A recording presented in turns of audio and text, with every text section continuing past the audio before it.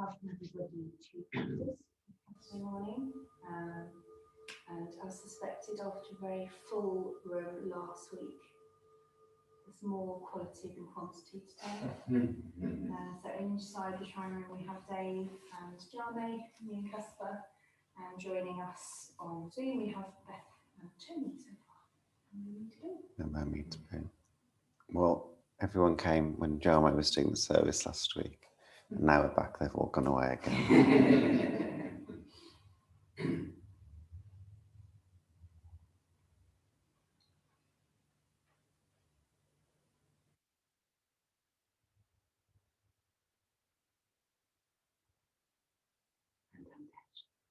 Welcome.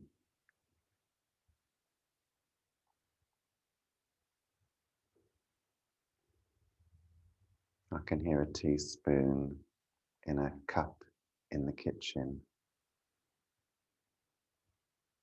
and different traffic sounds outside.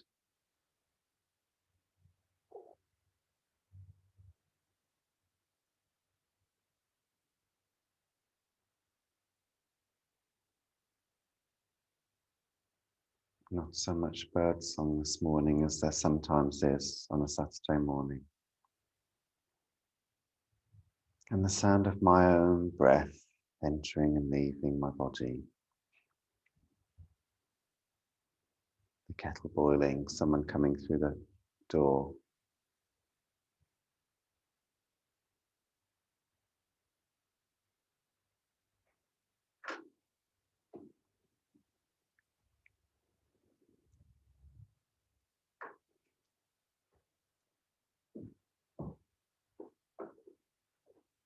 Welcome, Philip.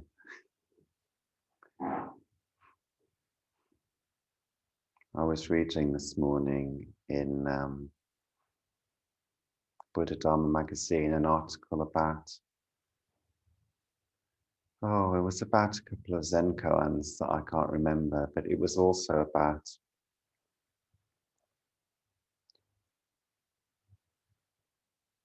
how the human tendency is to pay attention to the same things over and over again. Just to notice the things that make us feel safe and to ignore the things that might threaten our story about the world or ourselves. That's the way I'm describing it.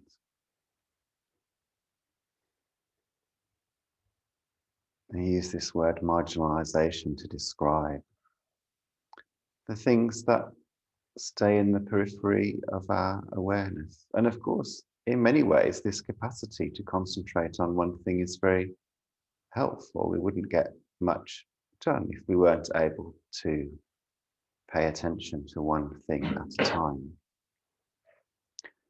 A little bit like how our vision works. There's a place in the center where things are sharp or sharper, and around the edge, things are less in focus. And I suppose that the same with our eyes as with our mind. In Buddhism, the mind is classified as a sense in the way that the ears and the tongue and the nose and the eyes are, because you can think of them resting on different places or receiving. They're ways that information enter.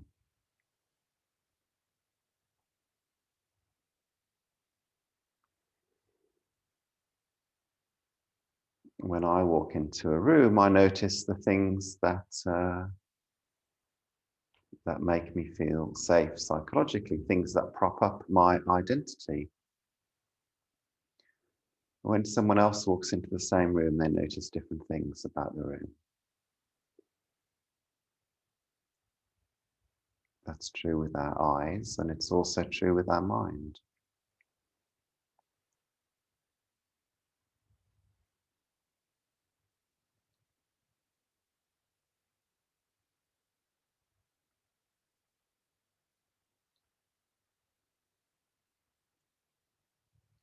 And the article was suggesting that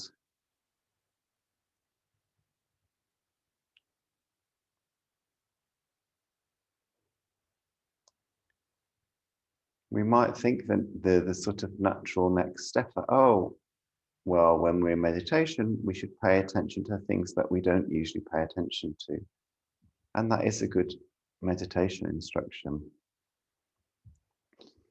And this article was suggesting that actually paying attention to the thing at the center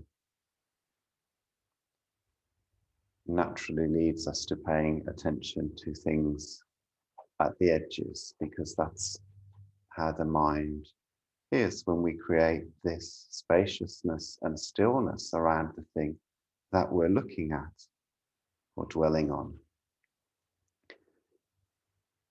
It frees it up.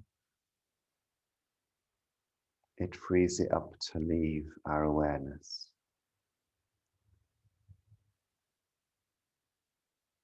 So this word awareness, we're not talking about something rigid or grasping or pinning something down. We're talking about dwelling in curiosity, in spaciousness, in kindness.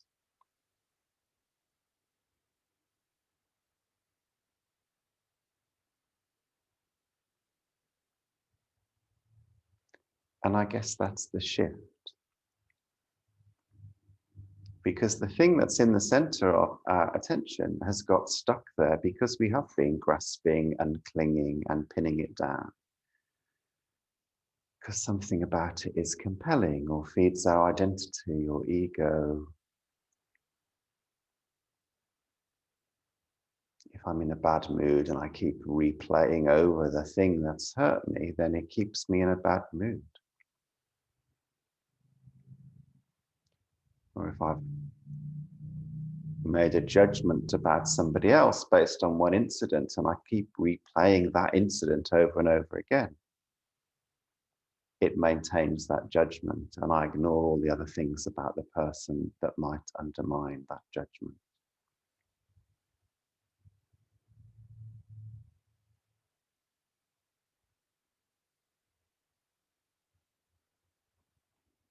So the invitation particularly in our meditation, but of course we're invited to try this in our daily lives as well, is to take a step back from that grasping, that pinning down, that fixating, that repeating things over and over again. And to settle into a different kind of awareness.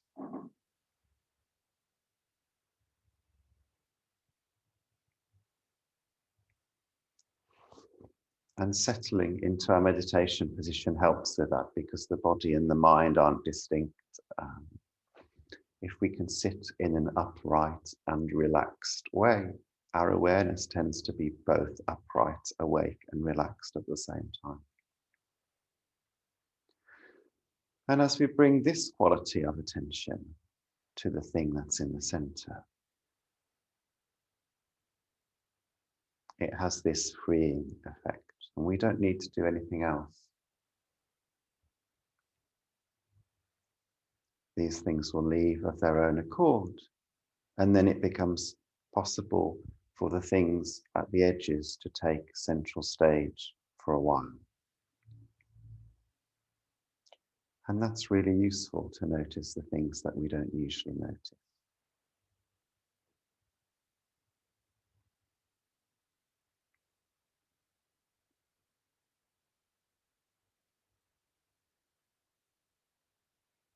In fact, the more that we're able to support this process happening, the bigger and bigger mind it leads to.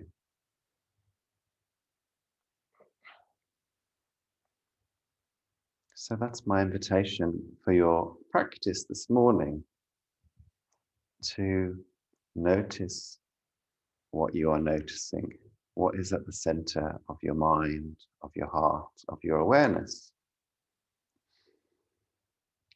and to see if it's possible to take that step back and be with it in a different kind of way.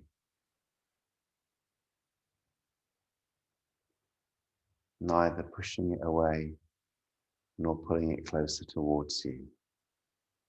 Simply being with it, with this spaciousness, this kindness, allowing it to leave when it's ready to leave, which might be very quickly, or maybe it won't even be in this period of meditation at all. But being with what is at the center in this way inevitably creates the conditions for letting go. So we'll go into a practice of quiet sitting together where you can try this out. And then we'll move into a period of chanting.